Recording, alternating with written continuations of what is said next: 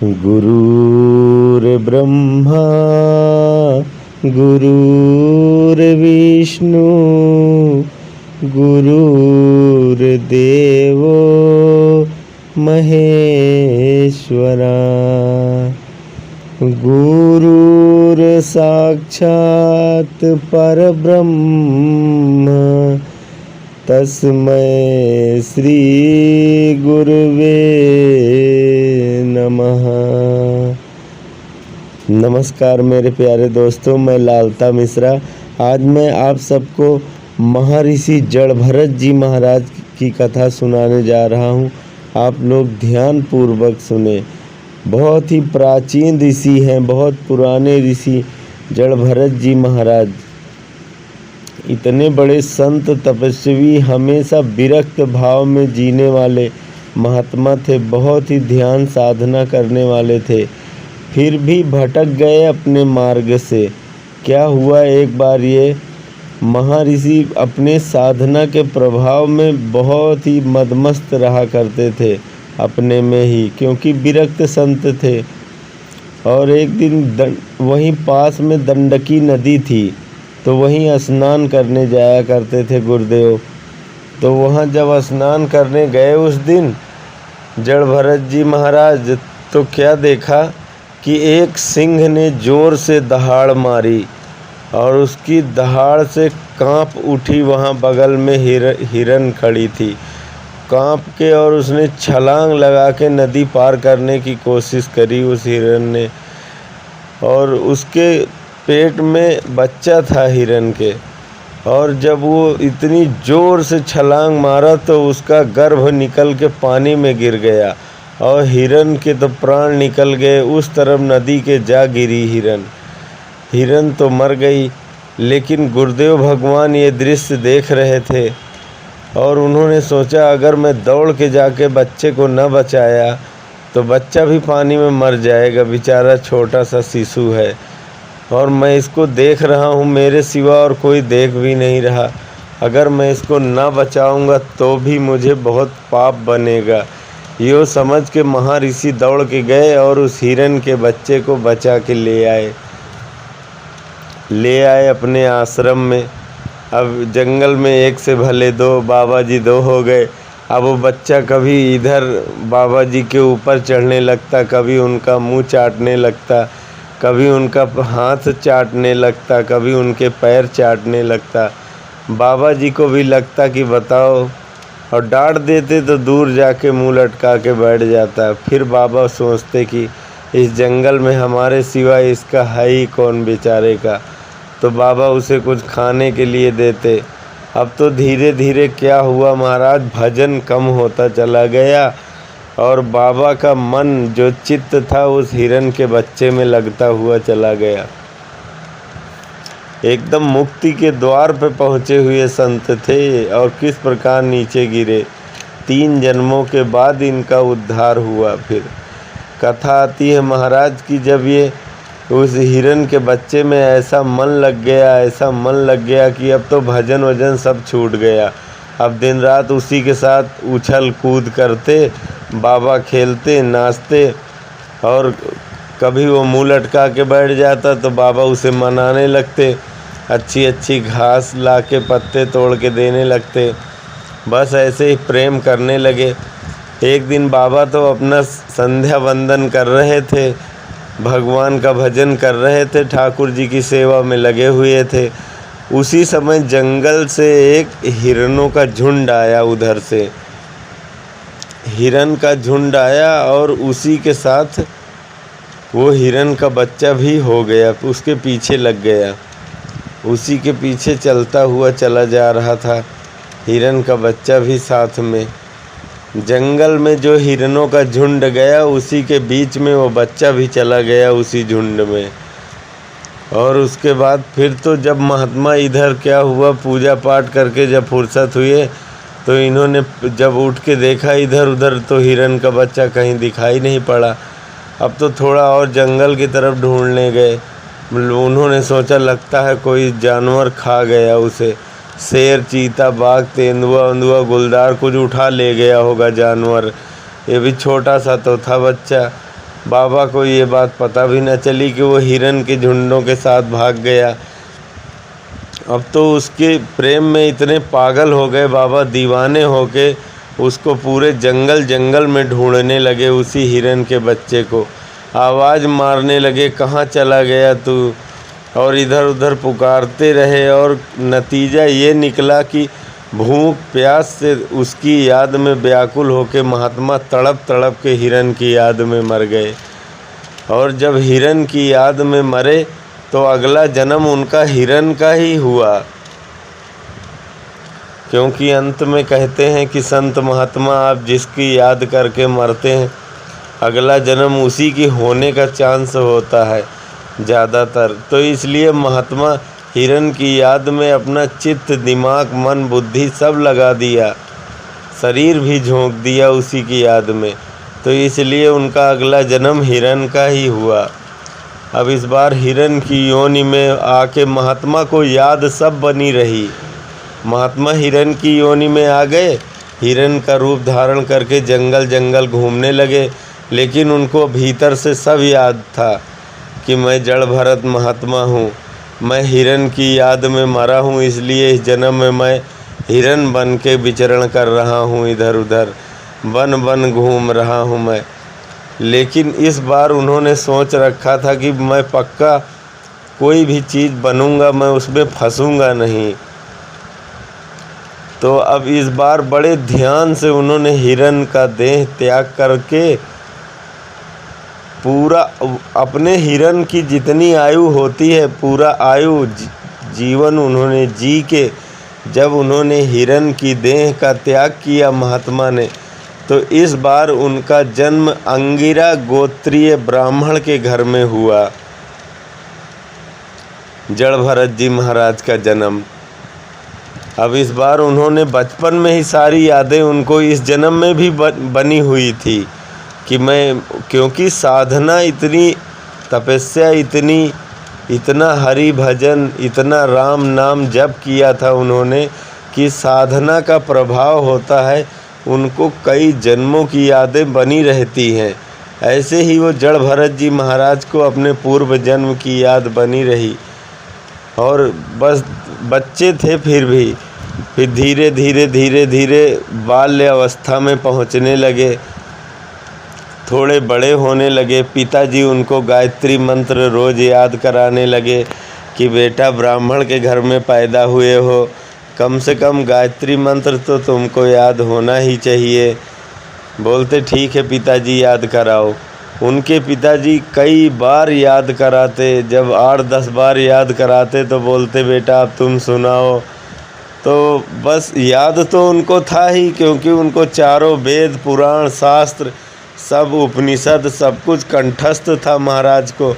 लेकिन वो सोचने लगे महाराज आज गायत्री मंत्र पिताजी याद करा रहे हैं, कल को दूसरा याद कराएंगे, परसों तीसरा याद कराएंगे, चौथा याद कराएंगे, ये तो हमको वेद पाठी ब्राह्मण बना देंगे।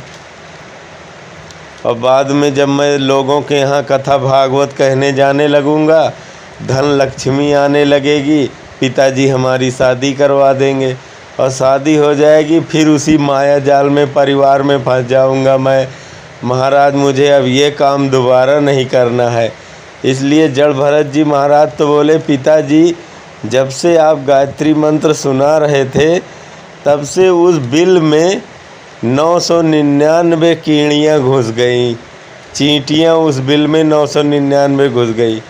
अरे पिताजी बोले ये तो पागल लग रहा है, इसको मैं गायत्री मंत्र याद करा रहा हूँ, ये चींटियाँ गिन रहा है, पागल है तू, ध्यान से सुनाओ। अब पिताजी उनको रोज़ याद कराते कि सुनाओ ओम भूर्भुवस्वः तस्य वितुर्वरेण्यं भर्गो देवस्य धीमहि धियो यो नः प्रचोदयात्। कई बार उनके पिताजी पढ़ पढ़ के सुनाते, लेकिन जड़ भरत जी महाराज तो नहीं सुनाते, तो नहीं, ऐसे भूर भूर भूवर स्वर वर्षा ऐसे कर देते। उनके पिताजी बोले ये तो जड़ है, ये तो महामूर्ख है, इसको कितना भी समझा लो इसके कभी पल्ले पड़ेगा ही नहीं। पढ़ाई लिखाई बंद करो, इसको कुछ नहीं आएगा जाएगा। क्योंकि उस समय क्या होता था कि कोई भी विद्या पाने के लिए लोगों को कहीं जाना आना नहीं पड़ता था। ब्राह्मण के घर के बच्चे को कहीं दूसरी जगह विद्या पाने जाना नहीं पड़ता था। अब वो अपने घर से ही सीख लेता था। कोई भी विद्या हो, वेद की विद्या हो, नित्य कला की विद्या हो, संगीत की विद्या हो, आयुर्वेद की विद्या हो, योग अभ्यास की विद्या हो, धनुष बाण विद्या हो, कोई भी शस्त्र चलाने की विद्या हो, ब्राह्मण सभी विद्याओं से निपुण होता था। सभी कलाएं उसके भीतर होती थी। उसके बच्चों को कहीं बाहर नहीं जाना पड़ता था। वो सारी विद्या अपने घर में अपने पिता से, अपने दादा से, अपने परदादा से, अपने भाई बंधु से पा लेते थे। लेकिन जड़ भरत जी महाराज तो कुछ भी सुनाने को तैयार ही नहीं थे।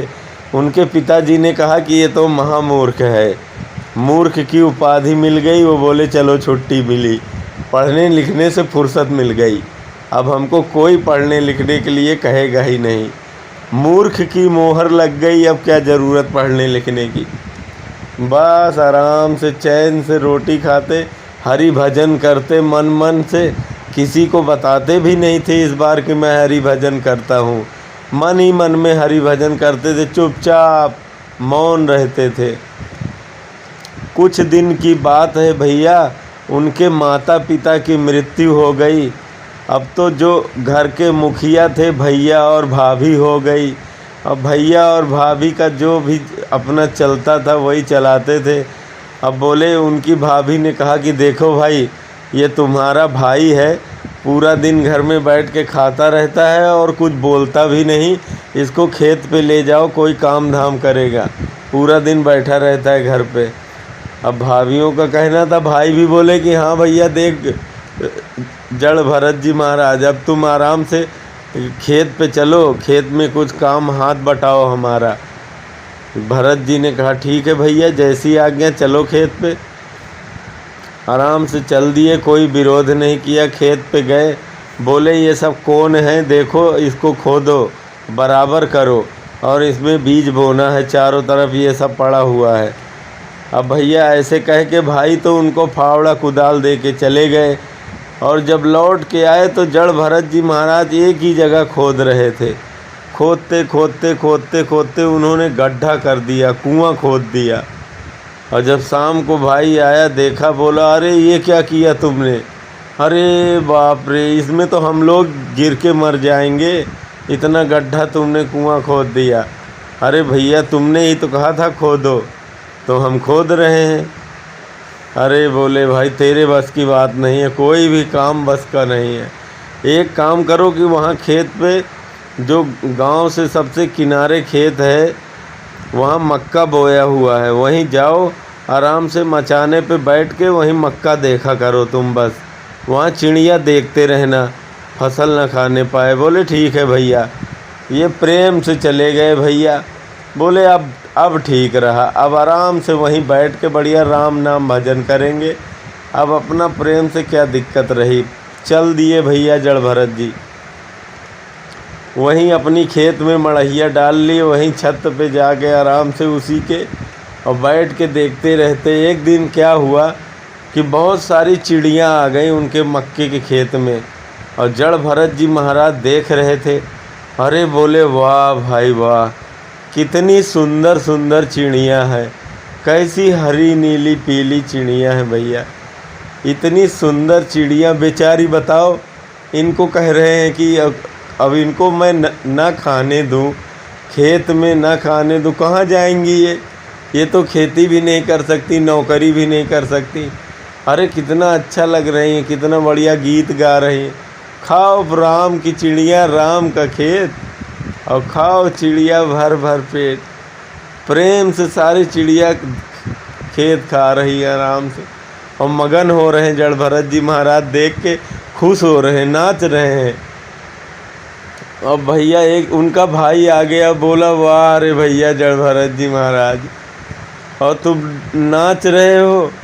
तो क्यों नाच रहे हो? अरे देख नहीं रहे हो चिड़िया गीत गा रही हैं, कोयल गा रही है, पक्षी गीत गा रहे हैं, मोर नाच रहे हैं, इसलिए मैं भी नाच रहा हूँ। बोले बात ठीक है, तुमसे तो कोई आशा रखना ही बेकार है। अब तो तुम यहीं रहा करो, यहीं भोजन आ जाया करेगा, अब घर वर मत आना, यहीं रहो। बोले ठीक है भैया, मैं यहीं रहूँगा। अपना जो भी रूखा सूखा भेज देते, खा के वहीं हरि नाम भजन कीर्तन करते, वहीं अपना पड़े रहते। एक दिन क्या हुआ कि एक डाकुओं के सरदार ने अपने सैनिकों को भेजा कि जाओ एक आदमी को पकड़ के ले आओ, हम लोग उसकी बलि चढ़ाएंगे। 1 महीने से काली माता की पूजा चल रही है, आज उसका अंतिम दिन है पूजा का, जाओ कोई आदमी पकड़ के ले आओ, उसकी बलि चढ़ाएंगे। बोले ठीक है महाराज। उसके जो डाकू था, डाकुओं का सरदार, उसकी आज्ञा पाते ही सारे सैनिक निकल पड़े। रात्रि का समय था और तो कोई मिला नहीं, खेतों में जड़ भरत जी महाराज लेटे हुए मिल गए। बोले ये ठीक मिला, ले चलो इसी को। और जड़ भरत जी महाराज तो चुपचाप उठ के चल दिए, कोई विरोध नहीं किया, कोई मना नहीं किया, चुपचाप साथ में चले।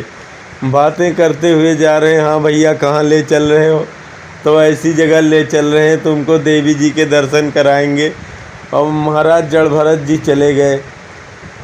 अब जड़ भरत जी महाराज को पहले ले जाके खूब नहलाया, खूब धुलाया, खूब बढ़िया मिठाई उठाई खिलाई, खूब फल फूल खिलाए। जड़ भरत जी महाराज तो समझ गए कि भैया ये लोग पक्का हमारी बलि देने वाले हैं, पर कोई विरोध नहीं किया। उन्होंने कहा जैसी आज्ञा ईश्वर की, इस बार मुझे कुछ भी बोलना नहीं, अगर मुझे ऐसे ही मेरी मृत्यु लिखी है तो कोई बात नहीं, ऐसे ही मर जाऊंगा। भगवान का स्मरण करने लगे, याद करने लगे और प्रेम से खाने लगे जो जो भी खिला रहे। और खा पी के वहाँ जो भाई चले, लेके जड़ भरत जी महाराज को देवी जी के सामने लिटा दिया। और डाकुओं का सरदार तलवार निकाला और जैसे ही जड़ भरत जी की गर्दन काटने वाला था, वो जो काली माँ की प्रतिमा थी धड़ाम से बोल उठी और बीच से फट गई, उसमें काली माँ प्रकट हो गई। और जैसे ही प्रकट हुई, उन्होंने डाकू के हाथ से तलवार छीन लिया और जितने भी वहाँ डाकू खड़े थे सबकी गर्दन काट के काली माँ ने सबको वहीं पे लिटा दिया। भद्रकाली तुरंत और मूर्ति बन के फिर से वहाँ खड़ी हो गई। और थोड़ी देर बाद जब जड़ भरत जी महाराज ने आंखें खोल के देखा तो पूरे मंदिर का नज़ारा बदल गया। सारी गर्दनें वो पड़ी, सारे डाकू वो पड़े, तलवार वो पड़ी, देवी जी उधर खड़ी मुस्कुरा रही। जड़ भरत जी महाराज तो समझ गए कि देवी जी ने आज तो बचा लिया। और फिर तो इस बार लौट के अपने खेत पे नहीं गए जड़ भरत जी महाराज, अपने घर पे नहीं गए, सीधा जंगल की ओर निकल गए। हरि नाम भजन करते हुए, पहाड़ों में दूर तीर्थ यात्रा करते हुए, हरि भजन करते हुए अपना घूमने लगे। और घूमते घूमते इन्होंने एक सिंध सौमीर देश के राजा थे जिनका नाम रहुगण था, उनको इन्होंने बहुत ही सुंदर ज्ञान और बहुत अच्छा उपदेश दिया, जिससे उस राजा को परम वैराग्य की प्राप्ति हुई और उसको मोक्ष धाम प्राप्त हुआ, ईश्वर की प्राप्ति हुई। मेरे प्यारे दोस्तों, ऐसे संत महात्मा जड़ भरत जी महाराज थे। इनकी ये प्यारी कथा मेरे प्यारे दोस्तों, ऐसी और कथाएं सुनने के लिए आप हमारे चैनल को सब्सक्राइब कर सकते हैं। हम फिर मिलेंगे अगले वीडियो में, तब तक के लिए जय श्री राधे कृष्ण।